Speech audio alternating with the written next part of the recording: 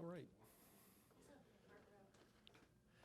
I'll let you get seated and get started.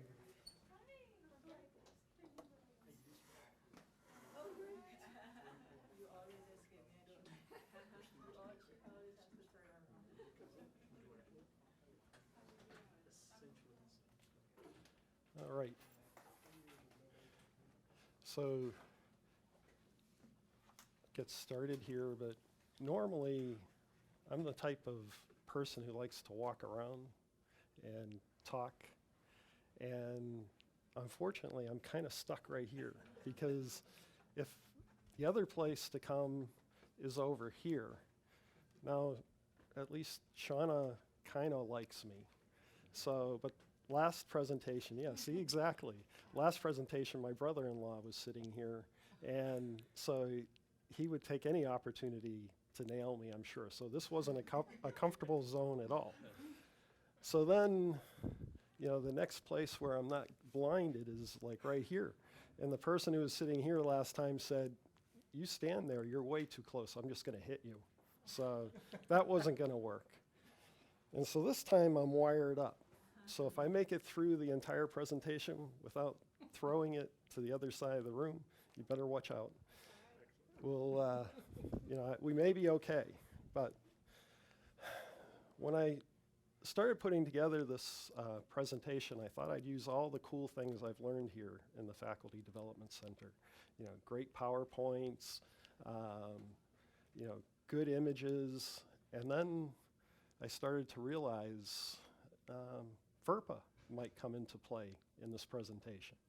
So I decided I shouldn't really use any student images, so I didn't imply that certain individuals might be cheating more than others.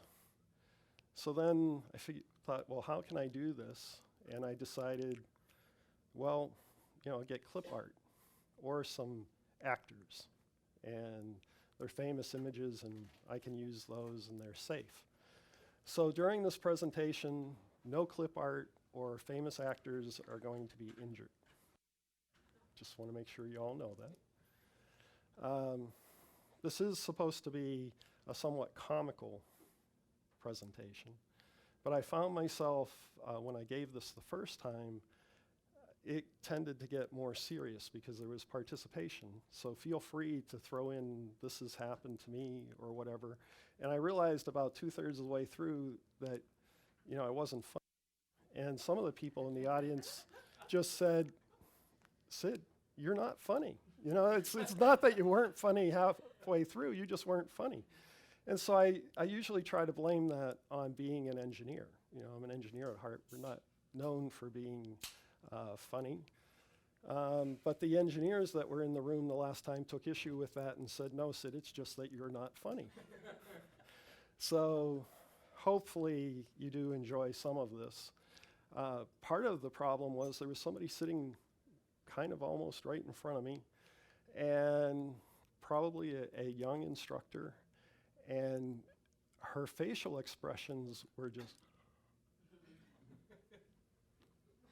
I was like, oh boy, this is tough. But I do want to, what I'm going to talk about is what's happened in my classroom or office, some experience that I've had, what could be happening in your classroom that I've read about or heard, and what's happened in other classrooms. Here at Murray State, I've been teaching for 3 years. Prior to that, I was in industry for 32 years, and I'd adjunct on and off starting in 1982, so that tells you how old I am. But I taught computer graphics for a few years in the 80s before we really had it. And been responsible for education and training in many companies. But I decided I wanted to teach full time. I'm also a student here at the university. I'm in the EDD program in my second year, and that big dissertation committee's selection is coming up very soon. So things are becoming real. My interest is in the retaining of underrepresented minorities within STEM. And so it is not on cheating in the classroom. And I think that some people think because I've, have experienced this, I've become some sort of an expert, but that's not my intent. So for most of my test conditions, it's an open book test. I never allow open book anymore if the textbook is online, because I had too many people reading the textbook and I think taking pictures of the exam, using their phone, and while they're reading it, it's like, So, but it is open book, and I almost always allow one sheet of notes. So it just tells you the test environment. My classroom is made up usually anywhere from about 30% international students to nearly 100.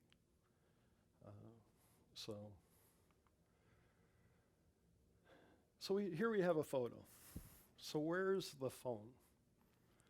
So I was giving an exam one time, a final exam in a room just slightly larger than this, a little bit of room to get around on each side. And I looked back and realized the student has a phone on their chair between their legs.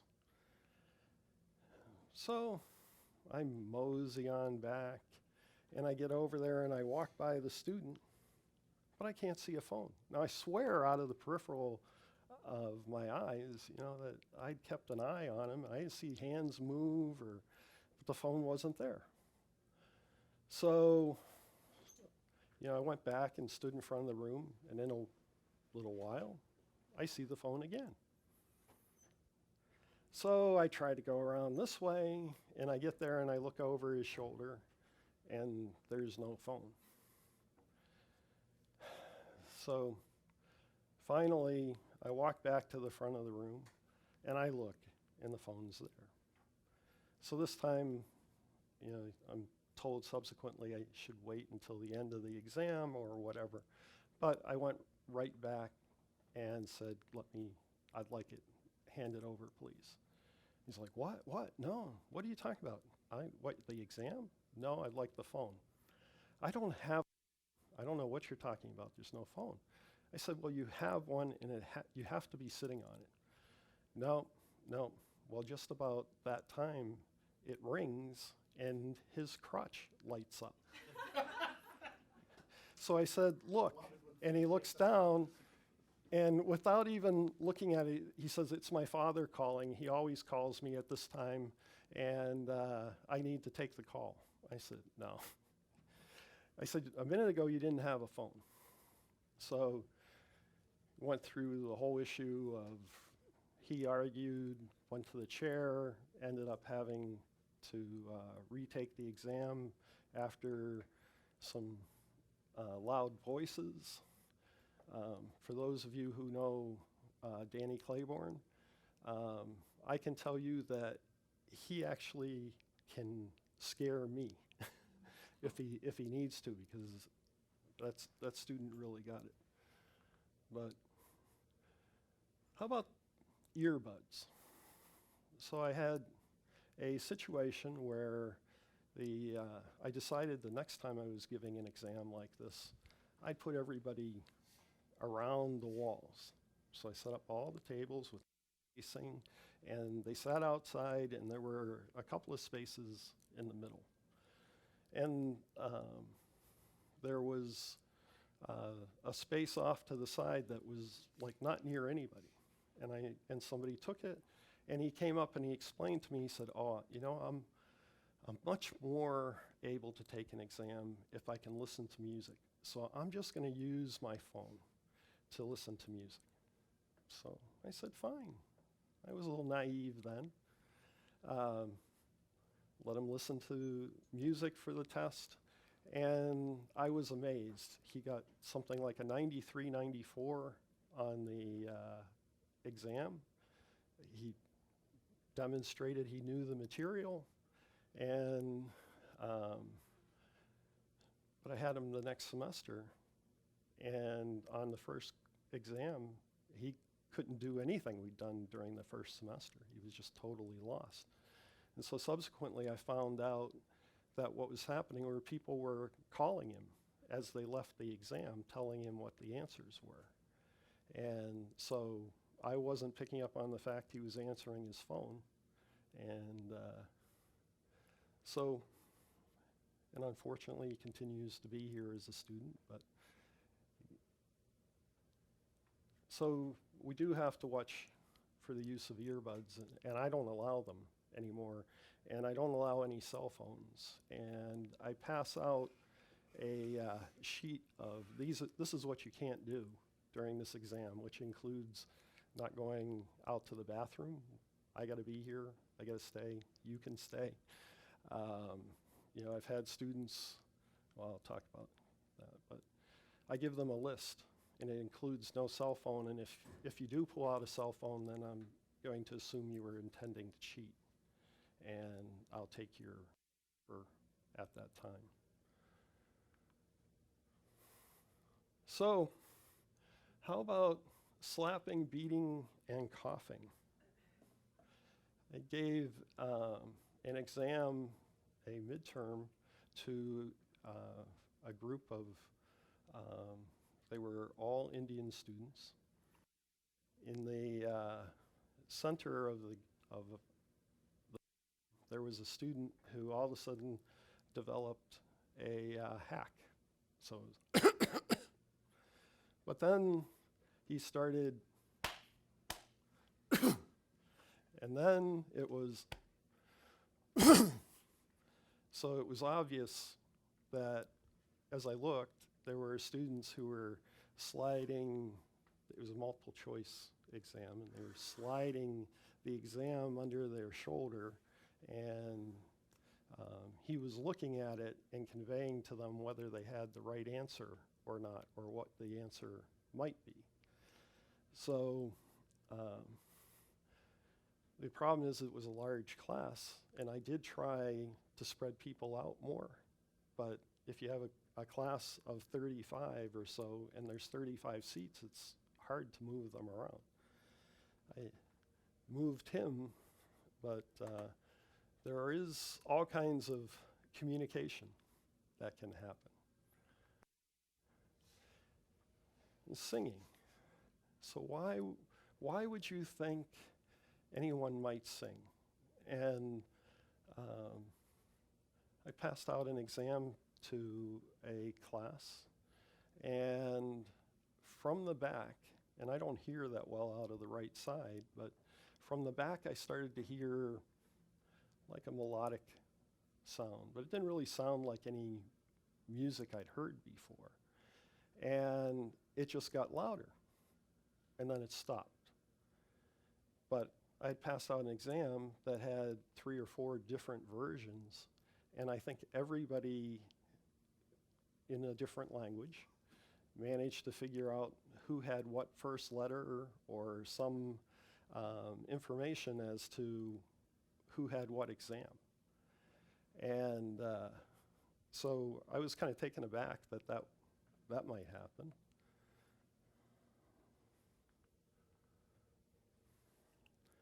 This is the 3 calculator Monte. And I tried to explain it in the last class, or last time I presented this, and I didn't really get the point across. But basically, if you have 3 students that are sitting side by side, and they all have the same calculator, what I had noticed was some odd behavior. I'd have a student, one here, and one there. This one would work on a problem, take the calculator and set it off to his left. The other student would work a problem and set the calculator to his right. Then this student would reach over and grab the calculator on the left and pull it back. And this person would take the calculator. And so I believe what they were doing was sending answers back and forth. And so I've tried to illustrate what was happening over there on the side, but you know, it's like, how much work are people going to do to figure out how to, you know, cheat or share answers on an exam? To come up, you know, and if you start Googling some of these are somewhat well-known tricks, and I'm sure they find them that way. But, you know, I think for at least new faculty, I mean, I wouldn't want them to learn it the same way that I have. And so that's why I'm talking about it today. We've even gone to the point that we use a specific calculator for some exams. So I'll talk about why we do that in a minute. There are calculators out there that have the ability to communicate with infrared. And so I think most of us in our department have gotten pretty good at identifying an infrared calculator from a distance. And it's usually recommended, or it's required in testing centers that they cover the infrared port. But I was trying to figure out, how did students consistently get the wrong answer? Because one of them, you know, guesses wrong, and then they all have the wrong one, and they're not even close to one another. But now what I do in a class that does have heavy calculator use, I'll approve the calculator that they can use in the exam. So they tell me what version, and then I make sure that that's what they have when they come in. So can I go to the bathroom? Just how bad could that situation be? One night I was giving an exam to a class that was, you know, 30 or plus people. And one of the things I do for all my students is I give them my cell phone number. And I tell them, feel free to text me. If you call me, I guarantee I won't answer. Because I don't even, if I realize it's my mother, I will answer her. But I worked a long time as, you know, handling customer services issues for a large electronic firm that had really poor delivery issues. And after I finished that, I didn't like the phone at all. So call me, leave me a message, text me, I'll get back to you, and I'll call you, but I'll listen to the message first.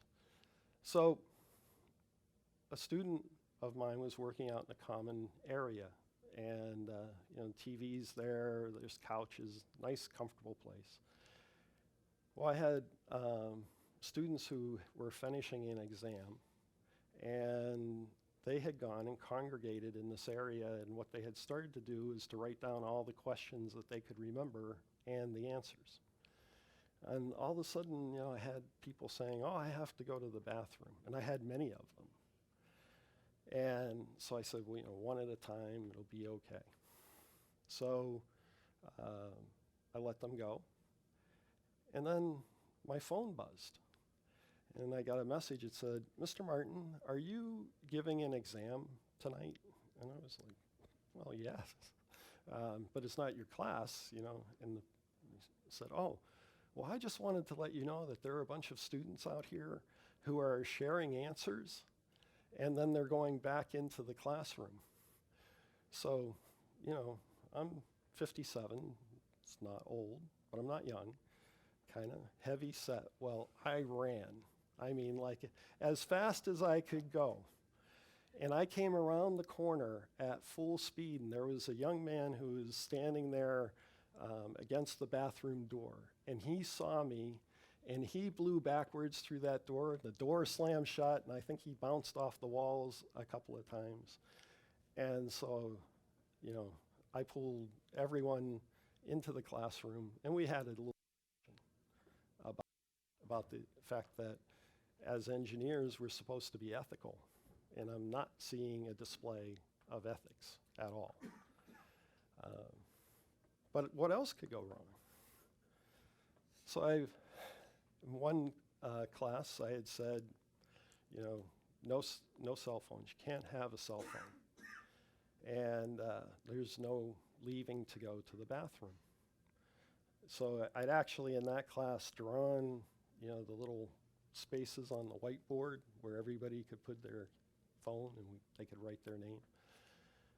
So they had brought their phones up there, and this student had surrendered his phone, but he came through still had 2 hours in the exam. Most of my exams can be completed in an hour. There's no need really for 2 hours, but people will take the 2 hours. And about an hour and a half into it, he's like, oh, my eyes are filled. I've got to go. I've got to go. Will you please let me? And I just happened to look down, and he had on tight pants, and there's a great big giant cell phone in his front pocket. And I'm like, you'll have to leave that cell phone here. And he's like, I think I'll just sit down and finish my exam. So, but yeah, so going to the bathroom, it's an issue. Then there's let's just grab the test from the person sitting behind me and take a look at it. So some of our students are from collective societies. They believe in helping each other. And so what I've actually had is like John turns around to John, grabs his test, looks at it for a little bit, give it back. Explain that. You just don't do that. It's not acceptable. And they look at you like what? What did I just do? And it's amazing when you try with some of these students to confront them about the issue, they'll tell you, I wasn't cheating. And so Jake Hildebrandt, who was here in the last class, brought up, he actually had students on video who told him that they weren't cheating. Yet he had video of them actually looking at materials during the exam. He had gone in and stuck his iPad in the back of the room and had hard evidence, and he gave them both zeros. So I do take a GoPro in with me now, and I move it around the room. Also take a box of tissues, so if anybody has a cough, we can solve that. Also go in with a water or two, just in case, somebody needs, a little bit of water.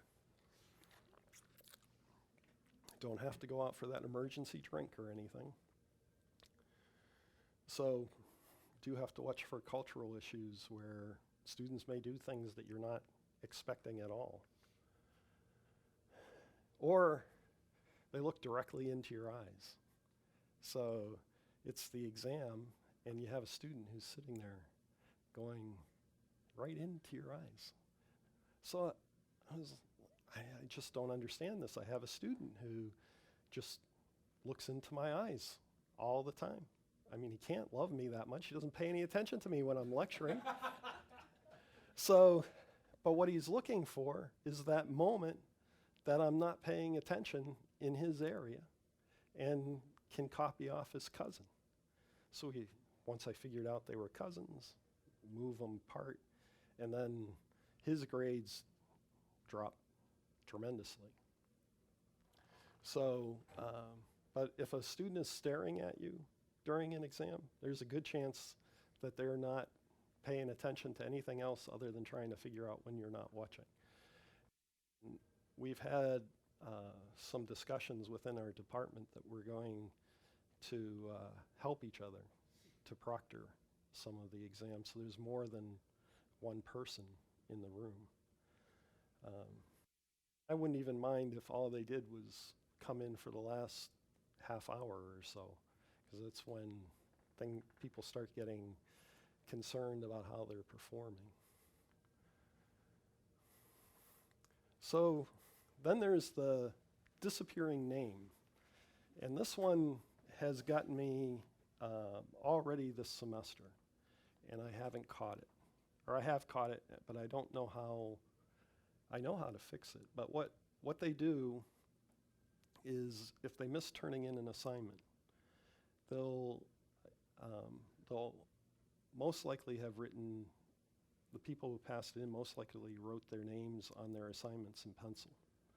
And so what some students will do is erase the name, it's been graded, and then write their name over top of it, and they come and they say, Mr. Martin, you failed to enter my grade in, at all.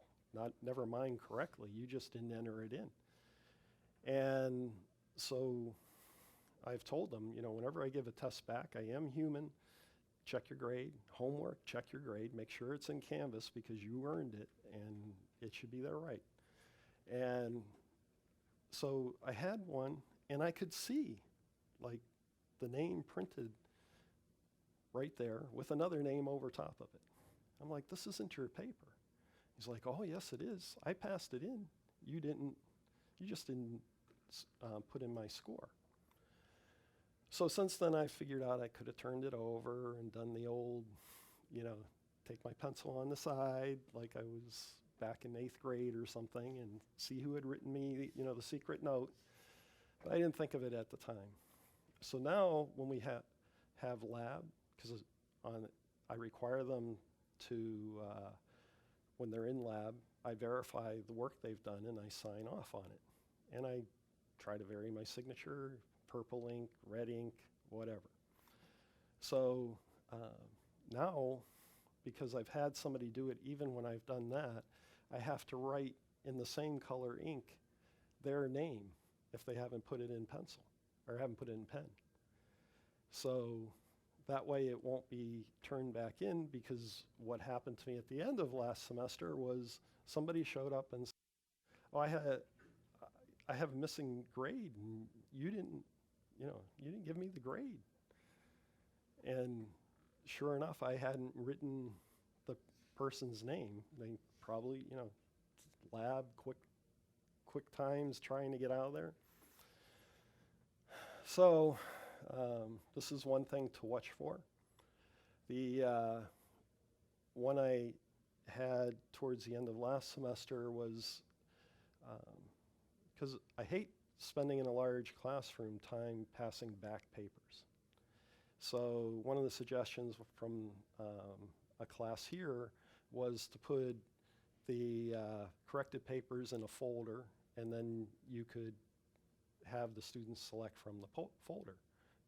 Well, a student came to me and claimed that his exam had been stolen, and so he couldn't get it back. Well, but what he was really he says, but that doesn't really matter to me. I just want to see what the correct answers were to that exam. So that wasn't truly cheating, but I don't believe at all that anybody stole his paper. I think somebody may have taken it on purpose so he could come back. But the student really needed to pass that last exam. So I think they were looking for every little bit that they could get. But if you have ungraded papers, or the students may help themselves. Getting the exam in the office. Sometimes you just need to lock your office. So sit in a common area with some of the people that are in this room, have offices side by side. A lot of people moving in and out. Well, I had a situation where homework that I had made up versus, the questions in a textbook, that I was giving homework that to augment the homework that was in the book, because with Chegg.com, there are so many answers to problems out there now that students just Google it and get an answer. So I usually make up a few. Well, I had this group that was getting some problems always right. Didn't really know why, wasn't all that concerned about it, but we came up to exam time, and one of the students was trying to slip into my office because I didn't lock it at the time. Now I always lock my office. But one of the other professors said, hey, you know, Mr. Martin's not in there. Why are you going in? It's like, oh, Mr. Martin told me that I could get something out of his office. And so it was like, no, Mr. Martin wouldn't tell you that, so why don't you just come back? And so as soon as I came back, I was told about the situation. I was like, no, I've never said anything. Well, the grades went down in the future for those that one group, but, you know, locked the office. Now, we had a group of people here last week, and they were talking about over in the, I'll say in the marketing department. The faculty member came back. He had gone off to attend the meeting and had mentioned to some students that, you know, he'd be back in a few hours if you needed to talk to him about something. So he went to the meeting. The meeting ended early because not all he showed up. So he walked back to his office and opened the door, and there was a stunned student standing in there. The student couldn't speak, and he couldn't move. What he had done is found an empty office nearby, crawled up, moved the ceiling tile, crawled up, went along the walls, dropped down through a ceiling tile into the professor's office. So don't think this stuff happens, but it does.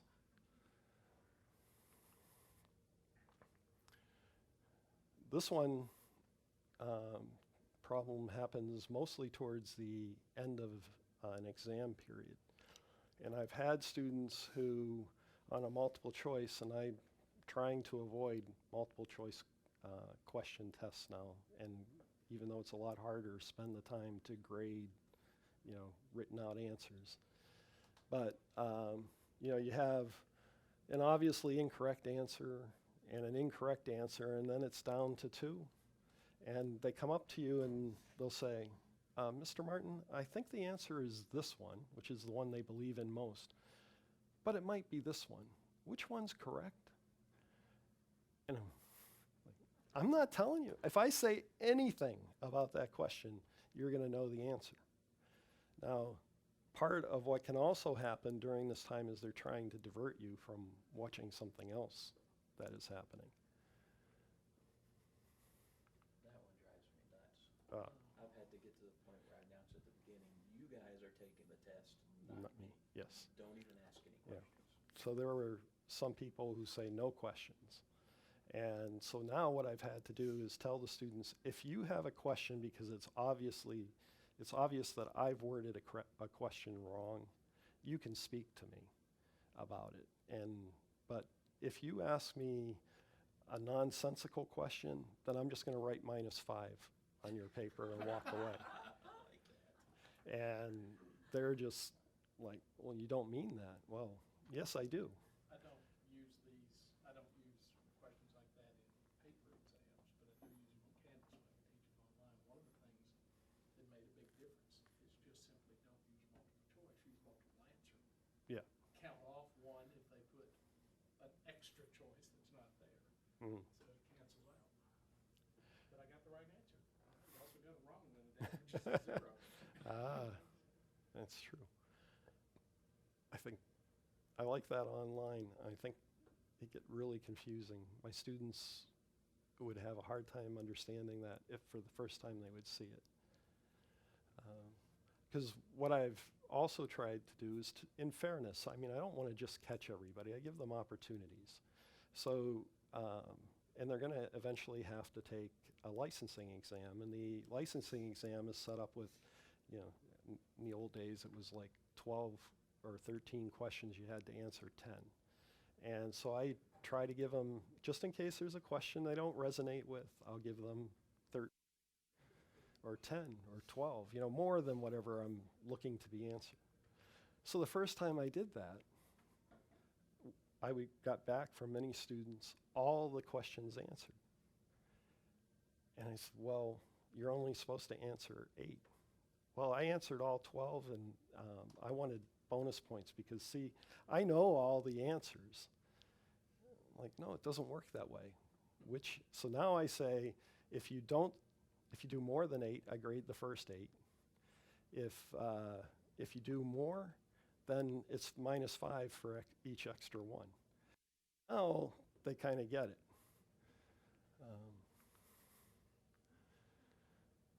This one bothers me. I didn't really understand why, but if you have your questions here, the student I tell them, the instructions say just circle the correct answer. But I'd get, really deep circles, and then I might get in large letters next to it just so that I could see it, that they had the correct answer. But the student sits in the first row here, taking his exam, and then studies it,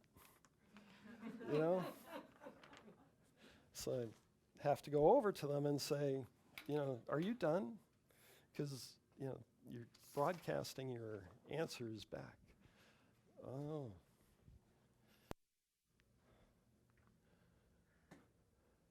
So WhatsApp. I tried in one of my classes. I just can't get, the Indian students won't ask questions during class. And when you're trying to teach a graduate class, it really helps to have two-way communication. It builds the class, helps me, proves me, but I just don't get them doing that. So I decided I'll try a new teaching technique, and we'll use WhatsApp this semester. And so then that way, during class, if somebody had a question, everyone had a cell phone, so they could just type what their question was, and we'd all see it. And so it was good. I got a little bit more participation. So at the end of the semester, I did a questionnaire. One of the things faculty development has taught me is I just did a 4-week inquiry to my class, one of my classes yesterday, on what one thing you like, one thing you don't like, and what would you improve. So I had done that 4 weeks in, 10 weeks in, and at the end I was also gathering some data to see if there was possibility for further research. I won't say I was actually doing research, but we had checked in and had everything straight, so don't think I didn't check whether I could needed the review board or not. So I got a return back as I'm reading it, and it says, "Dear Professor, one of the things you don't realize about the use of WhatsApp was that many students cheated this semester using WhatsApp. So when you gave an exam and you allowed us the textbook, then, which many of us have on our phone, then WhatsApp, because we all were using our phone for access to, we were supplying answers. So, okay, that's at the end. What can you do? Grades, at least I know. So I haven't used WhatsApp, but it's interesting is there are, WhatsAppsharing.com has 20 cheating ideas for exams listed on it. So what I've done for that class, since I still teach it, is I decided to embrace the sharing. The class is actually based on project management and growing teams. So now I have them work in teams, and they have to choose a project leader, technical expert, and so they're given a test and a short period of time to do it, and they actually have to answer all the questions and work as a team if they're going to get it done in the time period. So I just decided I'm embracing it. It works out much better. I feel better in the end, and they do some team activities. The diversion, the I don't understand this word. And it'll be something like, you are saying explain. I don't understand the word explain. Well, I know it was on the homework, and you did the homework, so you should know it. But while they've got me somewhere else, who knows what's going on? Or the person who drops their papers, you know, natural instinct is to want to help pick them up. But please let me know if this is correct.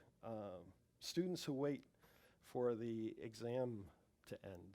So they're all sitting there, it's time to end, and it doesn't appear that they're waiting for any specific reason, but in order, I'd have students who just wouldn't seem like they were going to leave, and they'd be wanting to check their answers with me. Oh, is this one right? And because apparently in some parts of the world, it's common that to get the students out of the room, the proctor will help them with what they may have had as issues. Well, it doesn't work that way here. So, and I've had to tell them the infamous, if you're still sitting in your seat after, you know, a minute after the exam with your exam, then it's -5 points. It's amazing if you give negative points, it actually has a positive influence. But so some solutions, I think very clear test instructions help at the beginning. Proctors, and in this case, the only solution I see coming is if we all volunteer to help each other. A testing center, we don't have one in the Institute of Engineering. It'd be nice to have a partitioned area. The assistant dean, Dr. Ravel, was here last time, and he said he just doesn't see that university will do that anywhere.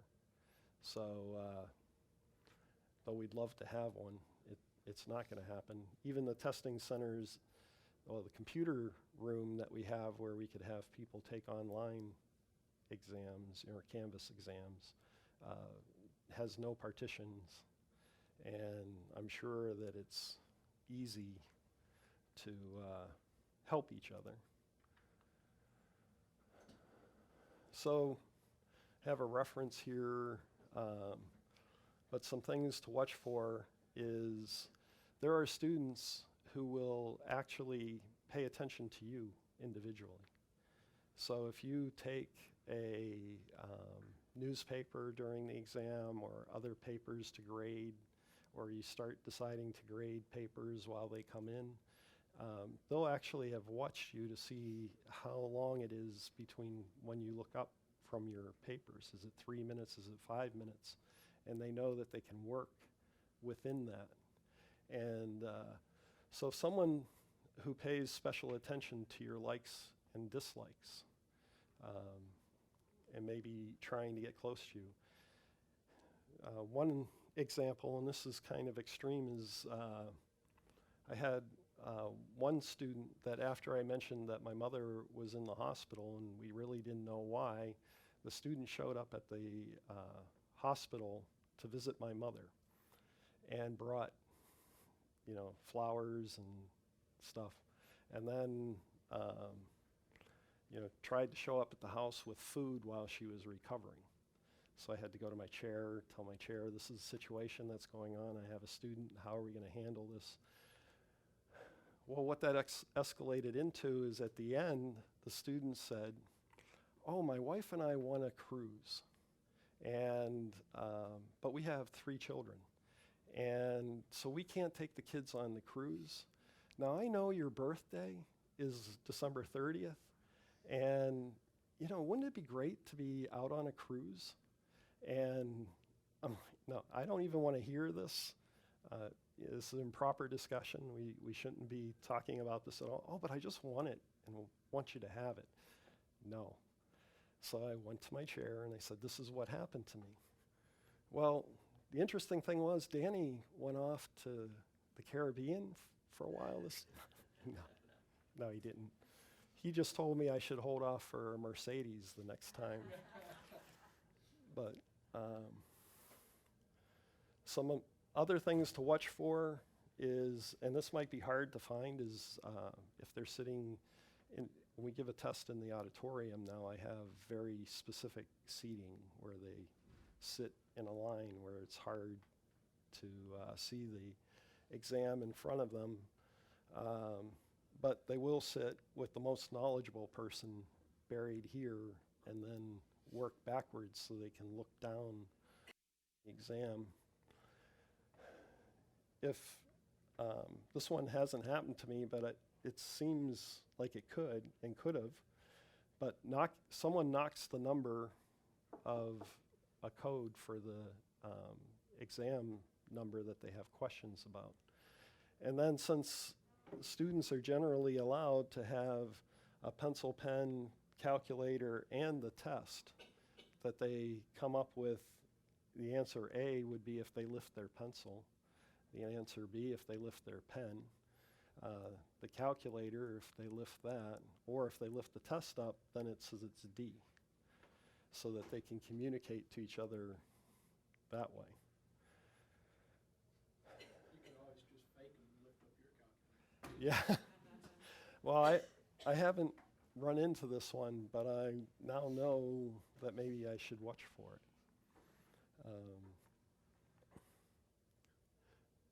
So as I mentioned before, students will scale a wall to get to what they want to.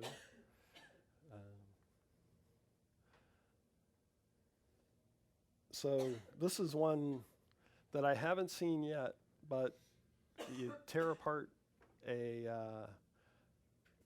one of the larger calculators and you stick a cell phone in it, or one of the wristwatches. And so now, they go in and it's kind of hard to see, but you've got your phone buried inside a calculator, and they've put a little shield on there to make it look like, old style calculator. So I want to thank you for attending, and so that hopefully this won't happen to you. Any questions, comments, things you've run into that I haven't talked about? I'm hoping that by sharing this, I'd like to think that all students are honest and not doing this, but I'm amazed at how much time must be spent collaborating amongst themselves. If they just worked on a project that hard, it'd be great. Firm Faith, did you? Yeah, when I was doing my undergraduate, we were doing dictation, speed dictation, and one Monday morning, we had different sections of the class, but I heard that was one class, the student came and she said she had an accident. So her head was, I had the bandage and everything, but it was the earphone that she had, so she taped the instructor while the instructor was Oh. and then was literally playing it back. So sometimes they say they have an accident or something. They just use it to cover Yeah. something. Band-Aids, I've read, have a Band-Aid, come in with a Band-Aid and then peel it up, take a look at it. Yes? So I teach online, and I give primarily essays and quizzes, and I've often wondered, the quizzes are open book, so it's not like, I really just want to see if they're reading. Right, yes, I understand. But I have a feeling that as the semester goes on and they're starting to do poorly, that they start to talk amongst themselves and share information so that they can help each other out. And I don't know how to address that. I don't know how to stop that from happening, because it's online. I have no control over how they're spending their time when they're taking their test. Yes, I don't have a good answer because I have courses that are online, I teach in person. And, they do get in touch with one another, and I think that's the bane of online. How do we assure? Dr. Palmer, who was here, said that he believes 100% only in proctored. If you're going to give a quiz and or an exam, you want it to mean something, make them go to a proctor. But that's not what we intend with online learning. So, I mean, I would prefer to not give these quizzes. I would prefer to assume that they're reading, but I've found that that's a false assumption. yes, You know, because based on the essays, they're not reading. So it's frustrating because it's like making me do so much more work to make sure that they do the work, and Yep. it's just frustrating. and I think that's a common thing that I imagine all of us feel like we work even harder to ensure that doesn't happen. You know, I've generating 3 and 4 copies of the same exam. That makes, you know, you go to grade them, it's like, okay, you finally get in the zone and all. There were only 8 people for that test, you know. Go through the next one. I finally know all the answers myself to grade them, you know. And, or at least can intuitively see whether they've gotten the point. Are you allowing the quizzes to be taken at their convenience, or do you set a time? I give them an hour, but they can take it whenever they want to. If you were setting it to everyone taking it at the same time, that would be a little bit better, because they couldn't, one person do it and then share all the answers. The Yeah. difficulty is that they're working full-time, Right. so it's hard to Yeah. find a Yeah. time when they can all, Yeah. Yeah, because I have people who are on second shift, third shift, students that are full-time, you know, and so they'll tell you that, no, I can't do it at a specific time. I would suggest that lockdown browser. Has anybody used it? But Mm. if you use that and it's different times, then all they have to do is, oh, I took the quiz, here are the answers, memorize it, and that doesn't really accomplish what it is I- supposed to accomplish. Yeah, I just How don't, many of us are gonna review exactly. half an hour for 30 students? And you can, you know, I've looked at it and you can go through and review, you know, 30 minutes of video fairly quickly and, you know, say, oh, I have a concern at this and, you know, blah. But that's still a lot of time. And just how much can you dedicate to trying to catch this? how poorly they do with open book tests. Yeah, A 10-question open book test and how poorly they do. yeah, I have the same sort of thing with, I have a class I teach locally and then teach online, and what I've switched to, you can say it's open to the board, but I've switched to anything like a quiz, is just simply a learning activity. And I let them take it as many times as they want in the quiz. You know, say, this is the way to learn it, I say in the instructions, you can take this as many times as you want, Cameron's will remember the highest grade. Similar, not identical, similar questions from the exam, which has a pretty tight type of it. Yeah, And it's worked. I did that before, to take it as many times as you want to. I decided to lock it down this time. One thing you could try is maybe like, I know everybody works different shifts, but you might try, you have to take it within this 24-hour period. And then that way it's harder maybe for them to talk in that 24-hour period. That's a good idea. Or Yeah. you can see if the book has a program, because like our math book, we have a program that goes with it, and so every student gets a different question. It's the same, but it's still, like, it's all different numbers, Right. so everyone's answers are different. Yeah, no, my textbooks don't have that. Okay, but you may just lock it more into a 24-hour Yeah. period or something like that. Are you doing your quizzes on Canvas? Yeah. What is the subject matter? It's organizing and managing library resources. So for math in Canvas, you can have it do variables and it'll come up with different questions. Oh, no, we have a math program. But It you're goes using with a the whole book. math Yeah, program. we're I using a whole use different it. website. Yeah, yeah. Yeah. I do tell Canvas to resort the questions, that's all I Yeah. can. But it's still the same question. Yeah. Yeah, that's the hard part. It's a word question, right? Right. Yeah. And one thing I was going to tell you, some people have 2 phones. So when you have them put your phone up at the front. yeah, well, I did find that out.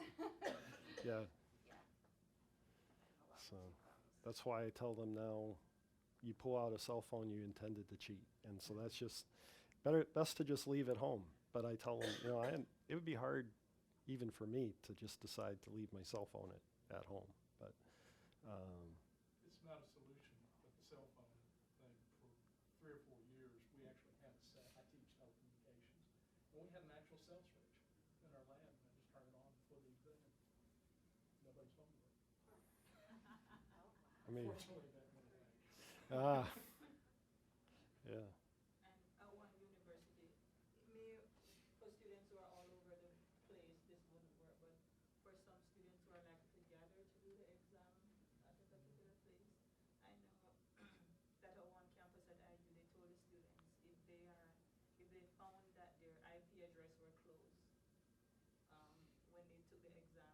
they really won't tell them that they cheated.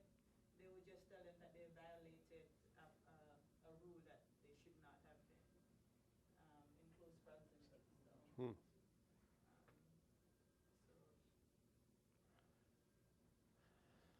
Well, I don't think we'll come up with all the answers, but if we know some of what's experienced may help. And so hopefully you enjoyed the presentation. Thank you. All right. Said you have an engineer's sense of humor. I know. Like I said, doesn't mean I'm funny. make sure that